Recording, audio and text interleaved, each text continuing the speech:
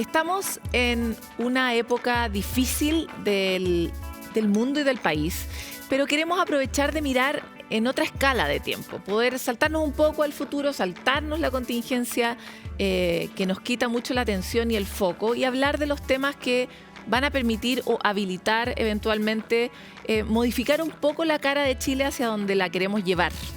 Y queremos hablar hoy día de productividad, de alcanzar ciertas metas sobre cómo podemos avanzar en productividad al mismo tiempo de mantener nuestros compromisos con carbono neutralidad, cómo podemos empezar a avanzar en un Chile que tenga también cara de exportación, de talento y capacidad tecnológica y de innovación, qué inversiones se requieren en esa materia y cómo se puede dar la forma para que vayamos avanzando no solo a una economía basada en recursos naturales, sino a una economía basada en conocimiento. Hoy queremos hablar justamente con el representante del Ejecutivo en esta materia. El gobierno está tratando de acelerar el asunto de las inversiones, pero al mismo tiempo tiene que mascar chicle y resolver cómo puede mantener también los compromisos en materia ambiental, cómo se puede diversificar el financiamiento para crear nuevas oportunidades de trabajo distintas, un poco más sofisticadas. Y justamente para tener esta conversación en profundidad, que de simple tiene poco, hoy nos acompaña en el estudio el ministro de Economía, Fomento y Turismo, Nicolás Grau. Bienvenido, ministro. Hola Paloma, muchas gracias por la invitación. Muy buen resumen de toda la complejidad de desafíos que tenemos actualmente en el país y en general en el mundo, para ser justo. Ministro, y eso está siendo muy difícil gobernar en muchas materias, el nivel de la complejidad y que había cosas que a veces no estaban en el cálculo, ¿no? O sea, estoy pensando, por ejemplo, en el momento que el gobierno de Sebastián Piñera se compromete a la carbono neutralidad, no sabe que va a haber van a existir todos estos otros desafíos, de partida la pandemia, los impactos que tuvo la pandemia y cómo eso hace que el desafío de carbono neutralidad sea más grande incluso que el momento en que se suscribió, por cómo aumentan las emisiones a propósito, por ejemplo, de abordar la pandemia, pero también en materia económica.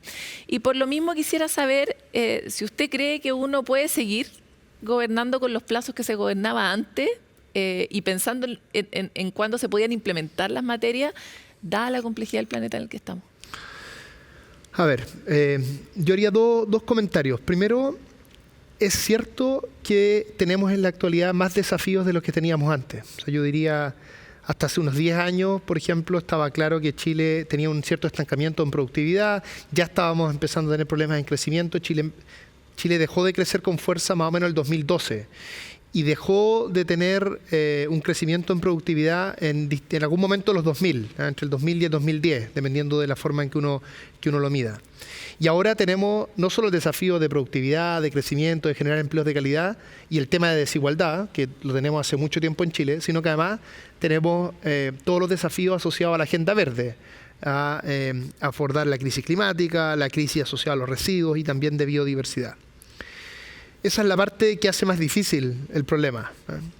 Pero también el hecho de que existan estos macro desafíos y en particular la visión de moverse hacia una economía verde, yo creo que nos ordena más respecto a cómo articular una estrategia de desarrollo que se haga cargo del desafío.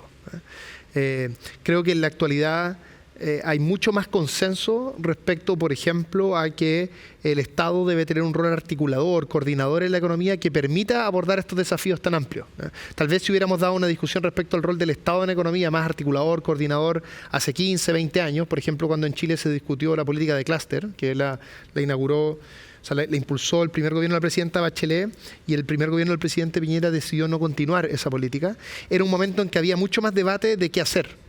Yo tiendo a pensar que ahora es tan claro el desafío, es tan claro que hay que hacer una transición sumamente compleja hacia una economía verde, que es mucho más nítido qué tenemos que hacer y cómo tenemos que lograr coordinación en el Estado. Creo que, por ejemplo, la continuidad que ha habido en términos de la estrategia de hidrógeno verde entre la administración anterior y nuestra administración da cuenta de esa posibilidad de lograr mayores consensos, dada la obviedad del desafío. Ahora, y una cosa más. Es cierto que estos desafíos implican políticas de largo plazo.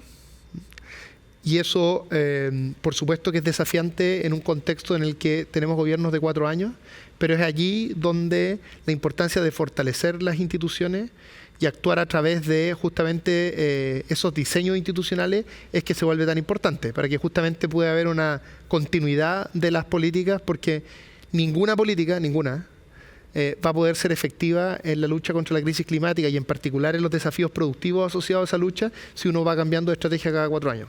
Totalmente. Ahora, hubo una linda coincidencia para Chile, usted también lo ha dicho en distintas ocasiones que me ha tocado escuchar, en que la crisis climática es enorme, pero aquí no es el puro altruismo de salvar a la humanidad o las especies el que está conduciendo la estrategia de Chile, es también la infinita oportunidad que tenemos nosotros territorialmente para aportar en esa crisis al mundo, desde el hidrógeno verde, desde la energía solar, etcétera, la energía eólica y varios otros desarrollos que están ocurriendo aquí desde el país hacia el mundo.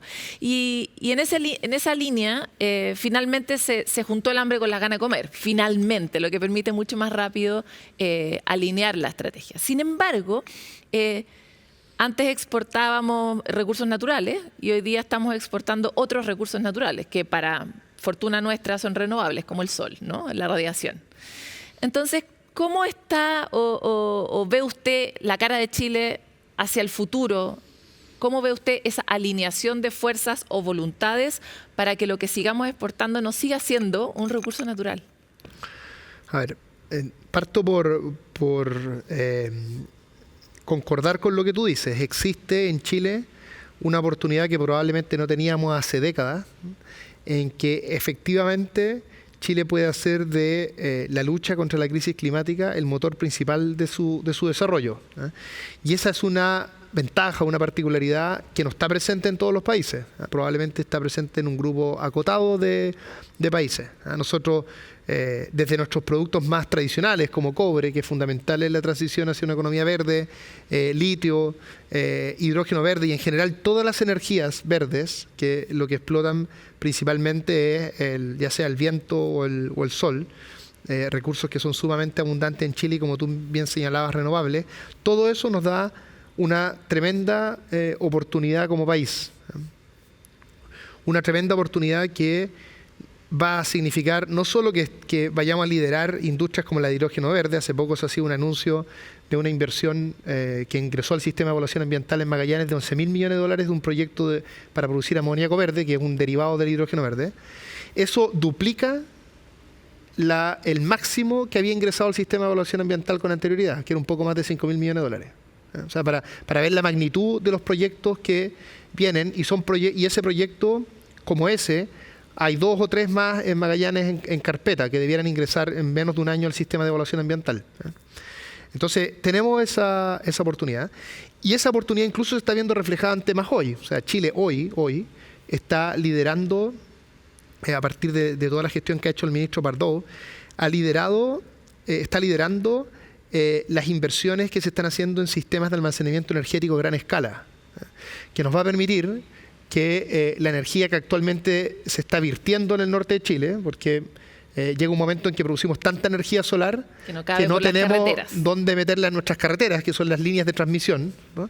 Y además, aunque la pudiéramos meter todas las carreteras y tú pudieras utilizar toda esa energía, el consumo energético también se necesita hacer a las 7, a las 8, a las 9 de la noche, a las 10 de la noche. Desacoplado. Entonces tú necesitas, para sacarle el máximo provecho a esa radiación solar, necesitas tener sistemas de almacenamiento energético que a gran escala te permitan guardar energía por 2, 3, 4, hasta 6 horas.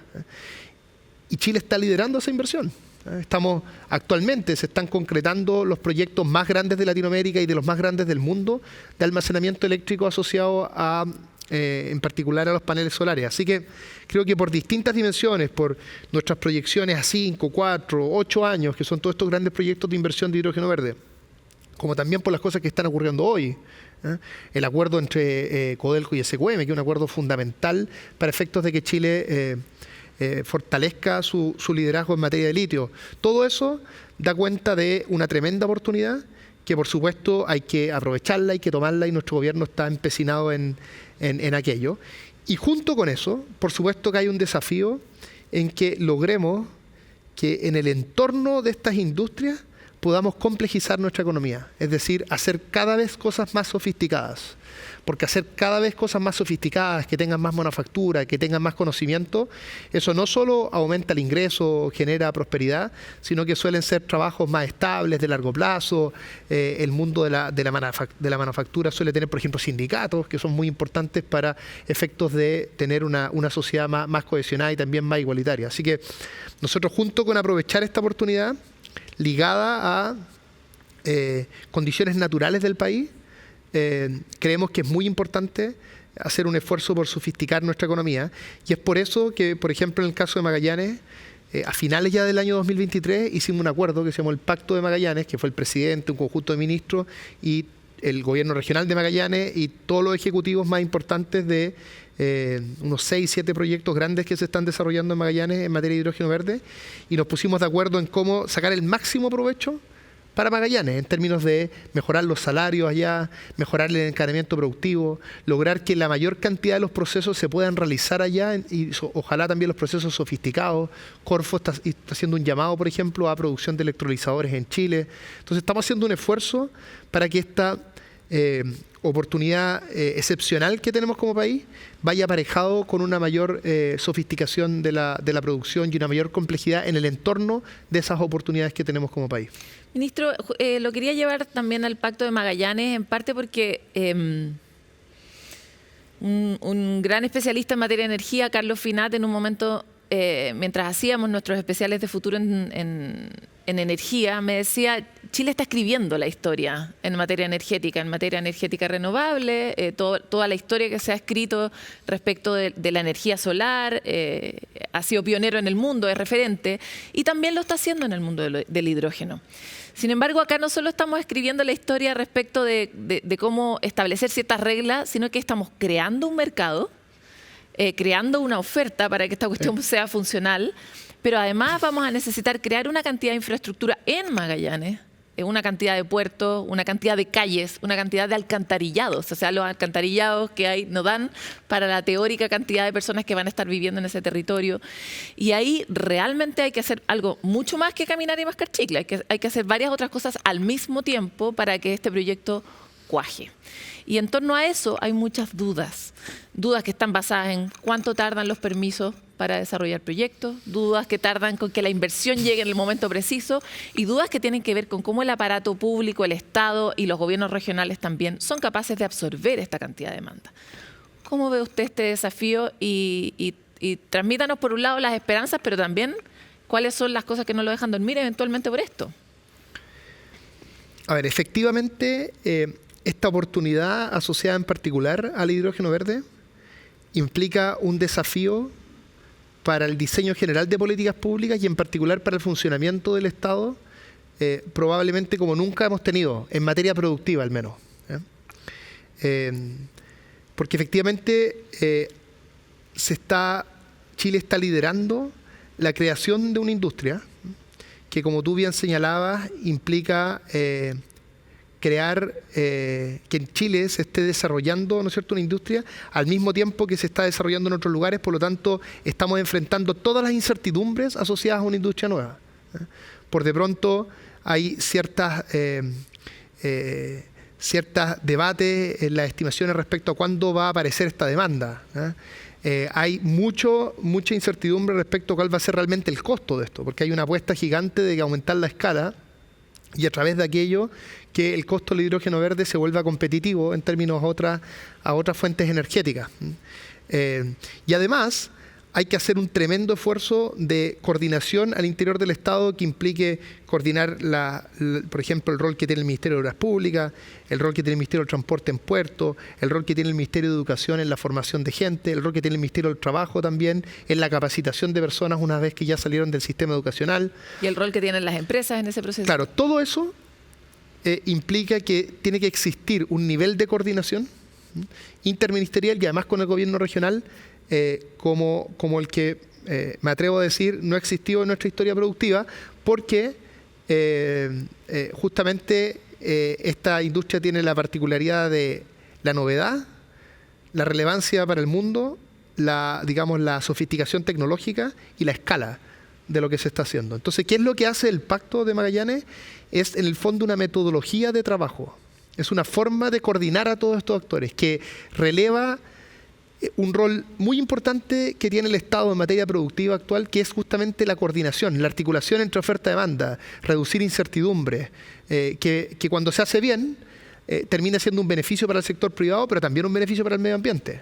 O sea, por ejemplo, cuando tú haces una mejor coordinación en términos de la infraestructura, eso va a reducir los costos de la empresa, al mismo tiempo que va a reducir el impacto en el medio ambiente. Todos estos proyectos tienen, por supuesto, algún impacto en el medio ambiente. Lo importante es que ese impacto sea acotado y que eso nos permita justamente desarrollar estos proyectos que en última instancia son muy beneficiosos también para el medio ambiente en otras dimensiones. Entonces, acá lo que nosotros hemos hecho, principalmente en una articulación realizada con el Ministerio de Energía, el gobierno regional, el gobernador Fría, aquí ha tenido un rol muy importante, con Corfo, es empujar al Estado a que aborde este desafío y se abra a estas nuevas formas de trabajo. Entonces, déjame decir cosas concretas que hacemos para que sea más claro para las personas que nos están viendo.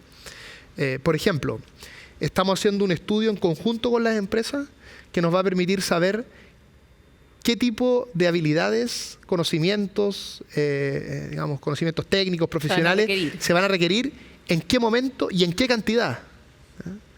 O sea, para decirlo en términos bien simples, ¿cuántos soldadores vamos a necesitar y en qué momento?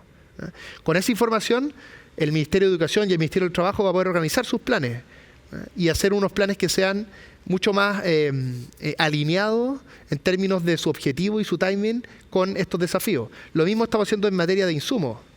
Saber exactamente qué tipo de proveedores, cuándo, con qué intensidad se van a requerir, de manera tal de que después Corfo, Cercotec puedan orientar toda la oferta programática a justamente sacarle el máximo provecho a aquello. Hemos hecho reuniones en que van todos estos desarrolladores de proyectos y le presentan, por ejemplo, al ministro de Transporte, a la ministra de Obras Públicas, todo el desafío logístico y de infraestructura que hay que crear. Y entonces se conversa allí con los equipos del MOP y con el equipo de transporte, cómo nos vamos a hacer cargo de esto, cómo vamos a cumplir con los tiempos, cómo vamos a lograr que estén los puertos para poder ingresar las torres. Y después estén los puertos para poder sacar el amoníaco verde o el combustible sintético, que son los derivados que se sacan del hidrógeno verde. Entonces, yo diría que junto con la innovación que está ocurriendo en el proceso productivo propiamente tal, también está ocurriendo una innovación en las políticas públicas, en términos a cómo organizarnos metodológicamente para que ministerios que hacen muy bien su trabajo, pero que tienen más bien una tradición de cada uno trabajar de manera más estanca, es decir, cada uno haciendo su trabajo, tengan que insoslayablemente relacionarse y articularse, y además articularse con el sector privado, de una manera en que esto es lo que yo llamaría como más política industrial moderna, en que la política industrial más tradicional, que ha jugado y va a seguir probablemente jugando un rol muy importante en el mundo, tenía una tradición más vertical, es decir, el Estado sabía exactamente lo que quería del sector privado y tenía un conjunto de mecanismos para disciplinar al sector privado a través de incentivos, impuestos, subsidios, para que hiciera lo que la política pública quería. Acá, dados los niveles de incertidumbre, de asimetría, de información, de riesgo, lo que hace es una política industrial que es mucho más horizontal, en que lo que definimos es un procedimiento de muchas idas y venidas, de mucho feedback entre el sector privado y el sector público, en que vamos descubriendo los desafíos que tenemos, vamos también descubriendo en conjunto las soluciones a esos desafíos y buscamos lograr una coordinación lo más adecuada para enfrentar estos desafíos que, insisto, son una tremenda oportunidad para el país, pero también una alta exigencia en términos de las coordinaciones que se requieren. Ministro, algo que en general la ciudadanía evalúa respecto del Estado con bastante sistematicidad es su incapacidad para funcionar de manera moderna. Chile tiene una deuda con el proceso de modernización del Estado enorme, que lleva mucho tiempo, que ha costado mucho. Y en parte su gran dolor de cabeza hoy día me imagino que es el asunto de los permisos, un buen reflejo de eso, de cómo seguimos funcionando en silos, hay cosas que no conversan y que no son más inteligentes. ¿Por qué usted cree que este pacto de Magallanes y que las cosas que están ocurriendo hoy día sí van a cambiar esta historia que venimos arrastrando hace harto rato y que nos ha pesado mucho?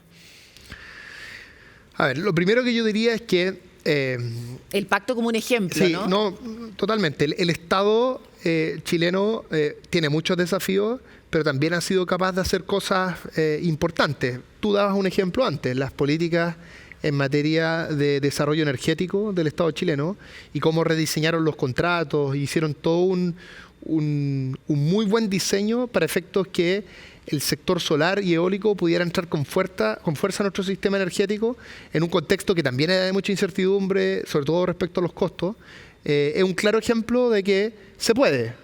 O sea, ahora, pero eso igual fue un poco el Alexis Sánchez de la política pública, porque lo logró muy bien en materia de generación, pero lo hizo bastante menos bien en materia de transmisión y definitivamente mal en materia de distribución. Y es un sistema. Entonces, justamente a lo que apunta mi pregunta es, ¿por qué cree usted o cómo cree usted que el Estado puede realmente comportarse como un sistema inteligente? Bueno, lo que yo diría es que lo primero es que todos, el sector privado y el sector público, se convenzan de que un Estado moderno, ágil, robusto, con músculo y capacidad de coordinación es indispensable para el funcionamiento de nuestra economía. No hay ninguna posibilidad, ninguna, que sin un rol articulador y coordinador del Estado logremos transitar hacia una economía carbono neutral de aquí al 2050, al mismo tiempo que generamos empleos de calidad, que son nuestros dos, yo diría, desafíos fundamentales de ese proceso, si uno lo tuviera que resumir en términos simples. Entonces, en el entendido de que es indispensable este rol articulador del Estado, que muchas veces soluciona fallas de coordinación entre los privados, la pregunta que viene después es cuáles son las transformaciones que hay que hacer al interior del Estado para que cumpla justamente ese rol. Y tú nombraste dos. Una, bueno, en términos de permiso, nosotros estamos haciendo una reforma muy profunda del Estado en materia de permisos, tanto ambientales como los sectoriales, que es la parte que me toca a mí, donde en la parte sectorial el esfuerzo principal que estamos haciendo es que un esquema en que tenemos 400 permisos sectoriales totalmente desarticulados entre sí, lo estamos articulando en un sistema y estamos generando una serie de cambios, en algunos casos moviéndonos también a una mayor autorregulación en los casos de bajo riesgo, de forma tal de hacer un sistema que no baje el estándar, sino que lo que haga es que ese estándar se cumpla en menos tiempo y de manera más eficiente. Es decir, no es menos regulación, sino que es mejor regulación. Y eso mismo que estamos haciendo en el tema de permiso, lo estamos haciendo también en este pacto de Magallanes que lo que hace es articular de mucho mejor manera todas estas tareas que en general se hacen bien en el Estado, pero que se hacen de forma desarticulada. Y esto lo estamos haciendo, voy a nombrar otro ejemplo, lo estamos haciendo en materia de lo del Pacto Magallanes, lo estamos haciendo en materia del corredor bioceánico, en el caso de este corredor que entra por la región de Antofagasta, pero que va a ser muy relevante principalmente para Antofagasta y Tarapacá. Lo estamos haciendo en la Estrategia Nacional del Litio, que también está existiendo una gran articulación al interior del Estado y entre el Estado y los sectores privados. Lo vamos a hacer a propósito de todo el plan de fortalecimiento industrial para la región del Biobío. Es decir, en todos estos lugares siempre nuestro desafío es el mismo. Es un objetivo que normalmente tiene una dimensión productiva ambiental, que suelen estar combinados, que requiere, por un lado, una fuerte articulación horizontal, como comentaba antes, entre el sector público y el sector privado, al mismo tiempo que requiere una metodología de trabajo mucho más interministerial en el sector público. La creación del Programa de Desarrollo Productivo Sostenible, que fue una de las primeras cosas que hicimos al llegar al gobierno, y lo hicimos en el primer presupuesto del gobierno, es decir, el presupuesto que se discutió el 2022 para ser implementado el 2023, fue exactamente eso, fue decir, vamos a aumentar el gasto en ciencia, tecnología, conocimiento e innovación en más de un 10%, y lo que vamos a hacer es que estos recursos los vamos a gastar no pasándoselo a cada uno de los ministerios y que cada uno vea cómo lo gasta, sino que vamos a discutir entre distintos ministerios, ciencia, medio ambiente, energía, minería, hacienda, participa también Corfo allí, economía, que de hecho lidera ese espacio. Lo que hacemos es que discutimos allí cuáles van a ser los objetivos. Y los objetivos fueron descarbonización justa, resiliencia al cambio climático y diversificación de nuestra economía. Y lo que vamos haciendo es que cada uno de los programas, que son programas que llegan principalmente a las empresas, porque esto lo que busca en última instancia es transformar las empresas, tienen justamente esta orientación estratégica. Entonces, yo diría que hay esos dos grandes temas metodológicos que hemos buscado impulsar como gobierno en materia productiva ambiental. Uno, mucha articulación público-privada. Dos, promover estas articulaciones al interior del Estado, es decir, entre distintos sectores, entre distintos entes del sector público. Ministro, estamos pasados en tiempo, pero así son las entrevistas con los ministros. Pero quisiera cerrar con una pregunta y es, ¿cuándo cree que en Chile se van a notar estos esfuerzos? Porque usted como una persona que tiene la escala de la economía, sabe que lo que está haciendo hoy día no va a ocurrir inmediatamente, ¿no? No vamos a ver los resultados muy rápido, pero probablemente ¿en qué escala de tiempo vamos a mirar atrás y vamos a decir, estos esfuerzos tuvieron este fruto? A ver, yo creo que hay, de todas las cosas que he comentado, hay distintos horizontes temporales. Pero cuénteme uno para cobrárselo en ese momento. Algunos, por ejemplo. A ver, en materia de litio, cuando alguna gente dice, oye, desaprovechamos el precio del litio del año pasado. Bueno, es que para haber aprovechado el precio del litio del año pasado, se tendrían que haber tomado decisiones hace 10 años. Y las decisiones que hoy día estamos tomando en materia de litio probablemente nos van a permitir más que duplicar la producción de aquí a una década. Va a haber una parte que va a ser más inmediata, que va a ser todo lo que está relacionado al acuerdo Codelco-SQM, y va a haber otra parte que va a ser más mediata, que va a ser los nuevos proyectos en Maricunga y en Salares Altoandinos, uno de Codelco y el otro de NAMI, y también los proyectos que van a liderar los privados en un conjunto amplio de otros salares. En materia de toda esta transición de hidrógeno verde, los primeros proyectos grandes de hidrógeno verde van a partir sus construcciones entre el 2026 y el 2027. Y es decir, hacia finales de la década, 2030, si todo resulta como va avanzando hasta ahora, Chile va a ser uno de los primeros países que va a producir a gran escala hidrógeno verde. Y así uno por cada una de las distintas dimensiones va a ir viendo cómo estas cosas van a tener impactos, pero el Ministerio de Economía, digamos, tiene que abordar a veces el corto plazo, como en materia de lo que estamos haciendo en el caso del cierre de Huachipato, que estamos en el fondo preocupados de las pymes que van a perder la empresa a la que le vendían en 2 meses, y también tiene que estar preocupado de estos horizontes de largo plazo, porque cuando uno dice, bueno, Chile dejó de aumentar su productividad en torno al 2005, claro, uno se demora en recuperar la senda que te permite aumentar la productividad, pero en algún momento hay que partir. Totalmente. Entonces eso es justamente lo que hemos hecho con mucha fuerza durante estos años. Ministro, lo quiero dejar invitado a hablar del corto plazo en Minería 360 en un par de meses más y hablar del largo plazo en el 2030 aquí para ver cómo nos fue con todos estos planes. Muchas gracias por estar aquí. Muchas gracias, Paloma, por la invitación y por la posibilidad de conversar estos temas que son tan relevantes para el país. Otra escala del tiempo a veces necesitamos para poder planificar el país en el que queremos, soñamos vivir y que nos cuesta tanto superar en la cotidianeidad, en la dificultad de la crítica cotidiana.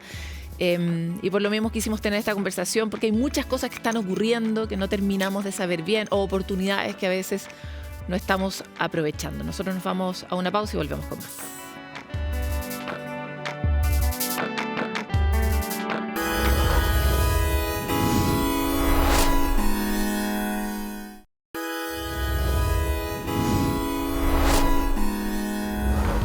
En el torbellino que ha sido la irrupción de la inteligencia artificial, nos hemos quedado como obnubilados con las distintas luces y cada capacidad nueva que se abre o posibilidad de una nueva aplicación que nos permite procesar muchos datos de una manera muy rápida, pero poco reflexionamos sobre la manera en que los humanos dejamos de procesar datos, qué tipo de pérdida significa esto para nuestras propias capacidades.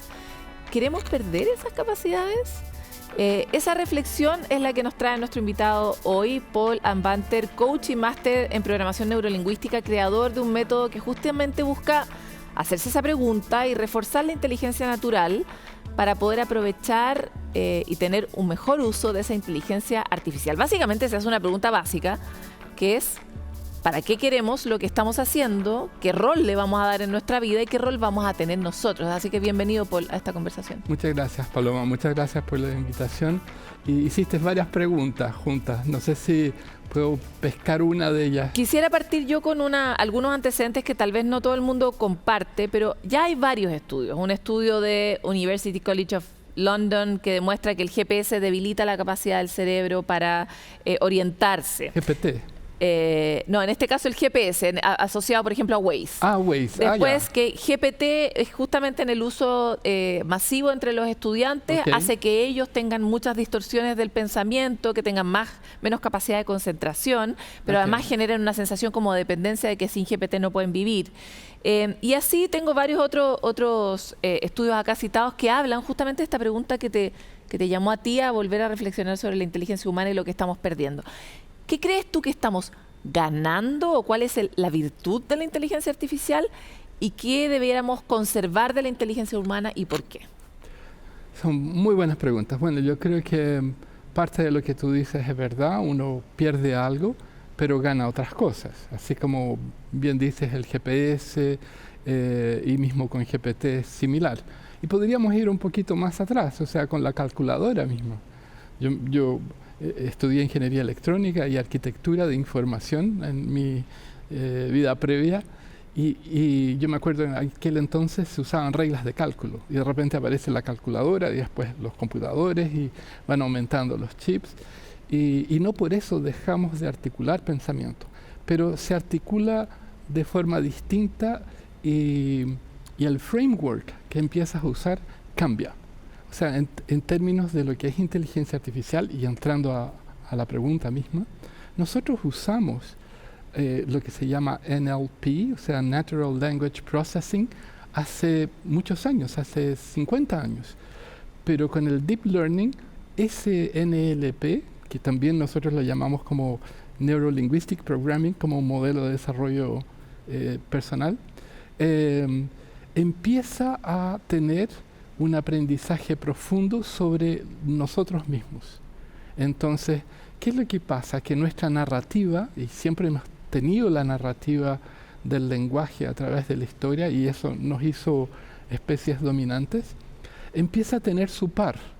Y en términos de proceso y volúmenes de información, no data, porque logran transformar data en información, nos empieza a ganar. Por otro lado, nosotros vemos, y tú lo debes vivir también, igual que todos, que los mensajes empiezan a ser medios jeroglíficos, tipo un emoticón. O sea, buscamos un reduccionismo simbólico donde los memes que son transmitidos quieren de alguna manera mostrar mucho más información de lo que llevan, pero en realidad generan mucha complejidad. Y en esa forma estamos retirando información valiosa que empieza a ser entregada por estas máquinas que procesan millones y millones y millones de textos generados por el mismo hombre. Entonces, por un lado tienes la sintetización del pensamiento, un reduccionismo de pensamiento, y por otro lado tienes múltiples alternativas con N posibilidades automáticas. Entonces, el planteamiento que hacemos nosotros es cómo vas a usar todo esto si estás reduciendo tu capacidad de articular pensamiento. Ahora, uno puede imaginarse muchas formas de usarlo y la usabilidad o la funcionalidad de la tecnología ha sido siempre un gran motor para desarrollarla. Sin embargo, hay algo que estamos transfiriendo, ¿no? Que es algo que antes hacíamos dentro de nosotros mismos y que probablemente es un factor muy relevante en la creación de nuestra propia conciencia, que ahora se la estamos transfiriendo de una manera simplificada, eventualmente, a una máquina que tiene una gran capacidad de procesarlo. ¿Qué piensas sobre eso y sobre qué cosa humana tal vez uno debería guardarse o debería seguir entrenando, no debería delegar completamente, y qué cosa en realidad, a tu juicio, está bien que deleguemos a la máquina? Yo creo que hay una premisa equivocada ahí. Y la premisa es que la máquina nunca va a llegar a ser como el humano. Yo quisiera partir por la premisa que es sencillamente la palabra es cuándo. O sea, la pregunta es cuándo será igual. Y en este interim, lo que nosotros tenemos de ventaja es la conciencia sobre nosotros mismos, de quiénes somos. Tenemos la intencionalidad, entendemos intenciones, tenemos las diferencias socioculturales, social-emocionales, y tenemos también la capacidad de distinciones culturales adaptadas a un pensamiento dialéctico. Y justo esa es la propuesta nuestra en la Academia Impact. Enseñamos cómo desarrollar esta propuesta dialéctica para que tú te enfrentes eventualmente con una herramienta y no con alguien que procesa más, tiene más información que tú, que tiene toda la literatura humana adentro, que te puede generar poesía, canciones, imágenes, o sea, puede hacer N cosas que no puedes. Ya, en el fondo tu propuesta lo que busca es ser, voy a decirlo de forma sencilla, es como una especie de antídoto, una especie de herramienta para estar en una especie de igualdad de condiciones con la máquina. No, estar por arriba. Es mantener la posición de superioridad sobre la tecnología. Porque en el fondo la tecnología está hecha en base a la obra de la humanidad, pero la obra de la humanidad es tan vasta, es tan extensa y vertical y horizontal, o sea, que no sería un humano competente y capaz de absorber toda esa información. Por supuesto. No. ¿Por qué querríamos mantener la superioridad sobre las máquinas? Es una pregunta más filosófica que tecnológica. Yo creo que el poder está en... O sea, Darwin te muestra cómo evolucionas, y tú entrevistaste a Darwin, ¿no? A Darwin a Darwin. Sí, ahí lo vi, muy bueno eso. Bueno, esta parte de la naturaleza se ve. O sea, evolucionas, te adaptas o mueres. Y es la historia de todas las especies, de toda nuestra narrativa. Entonces, no creo que estemos tan distantes a eso, y además en este mundo donde se generan utopías y distopías, creo que es importante el manejo ético-moral, que tampoco reside con certeza en las máquinas que estamos usando. Claro, no, y sobre todo con la distinta cantidad de fuentes que ilustran y nutren las máquinas que estamos usando, que no sabemos cuáles son ni cuál es su propósito último, ¿no? Claro. Pero quisiera volver sobre un punto que... ¿cuáles son esas habilidades humanas que uno necesita mantener ejercitadas como abdominales cotidianos del cerebro para conservar esa posición respecto de las máquinas que ustedes proponen? Yo creo que es buena pregunta, porque es conciencia. Conciencia sobre el self, sobre el yo mismo, conciencia sobre el otro, conciencia sobre la sociedad, conciencia sobre la identidad, una ética asociada a tu mundo cultural, son esenciales, porque las máquinas en sí van a tener esa polarización, o sea, están biased por no sabemos quiénes. Y entonces tú podrías decirle, mejórame la bomba de racimo no sé cuánto, y te va a decir sí o no. Claro. Ahora, entonces finalmente lo que es, volviendo a mi pregunta inicial, ¿no? Que es como, ¿qué es lo que eventualmente querríamos que fuera todavía humano?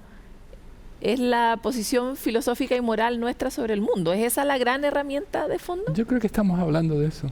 Estamos hablando de conciencia del ser, de lo que queremos ser, de lo que no queremos ser. Y ahí entramos en la dicotomía del bien y el mal, que es tan efímero en términos sociales, porque lo que puede ser, no puede existir uno sin el otro. Por lo tanto, igual, si tú dices esto va a ser bien, ya estás definiendo que existe el mal.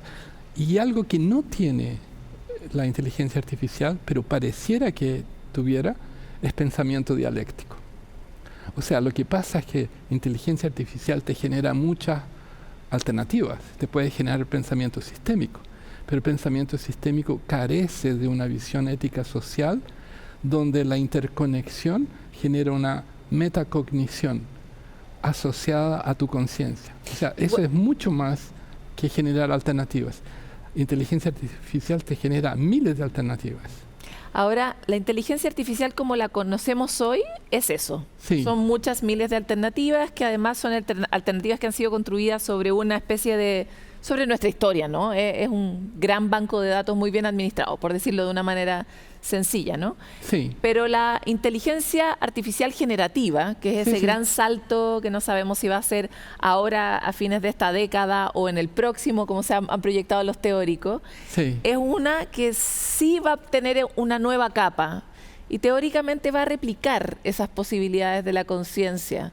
¿Qué opinas sobre ese desarrollo y cómo nos Sí. protegemos de ese punto de inflexión? Sí, bueno, estás hablando de Singularity de Del Kurzweil. punto de singularidad, claro. Kurzweil dice que será en 2029 y cambió la predicción del Sí, antes era más allá. 2042 a 2029.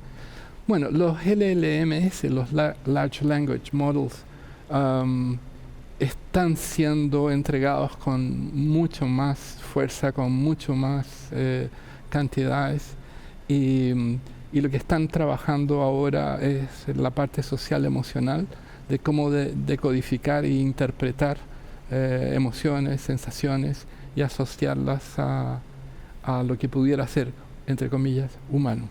Pero por otro lado, tú ves en el día a día personas que podríamos decir que se escapan filosóficamente a esa definición de lo que pudiera ser humano, porque lo vemos Every day. sí.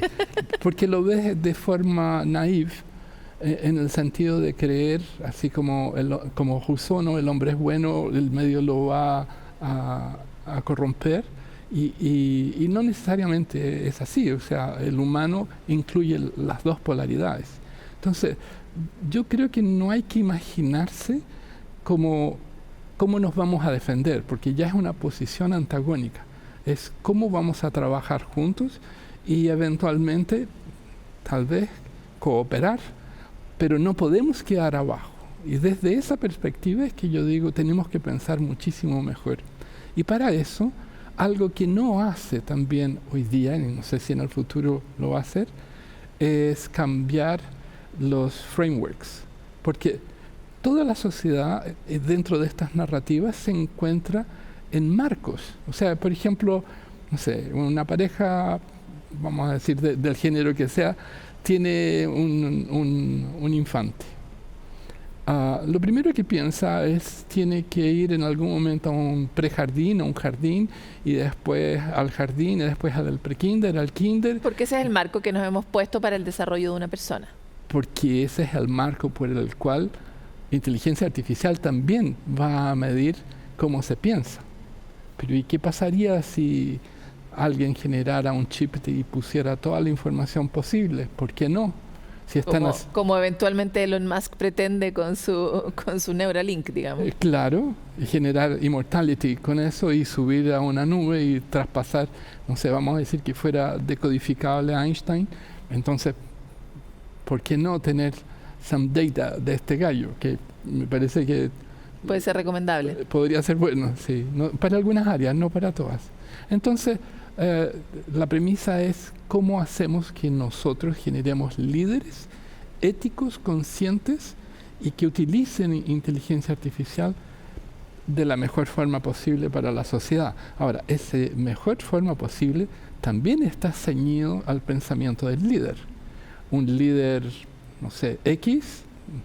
Sí, lo estamos experimentando. Ya no podemos hablar de X, pero un líder Y, para no hablar de X, podría ser distinto que uno que está en otro lado y que genera cierta incomodidad en naciones vecinas, por ejemplo. Totalmente. Te quiero agradecer por esta conversación. Este es uno de los temas que nos mueve mucho en la cobertura de la agenda de inteligencia artificial en Futuro 360. Son preguntas que están muy debajo de la alfombra, así que es bueno tenerlas aquí contigo. Muchas gracias por la invitación. Muchas gracias. Hemos sido majaderos con el asunto. A ustedes les puede tal vez parecer aburrido, pero ¿cuánto les gustaría estar en una posición de igualdad o de inferioridad o de superioridad respecto a una máquina cada vez más capaz? Al menos ese miedo lo compartimos muchos, o esa postura la compartimos muchos. Así que los dejamos con la reflexión, vamos y volvemos a una pausa aquí en Futuro 360.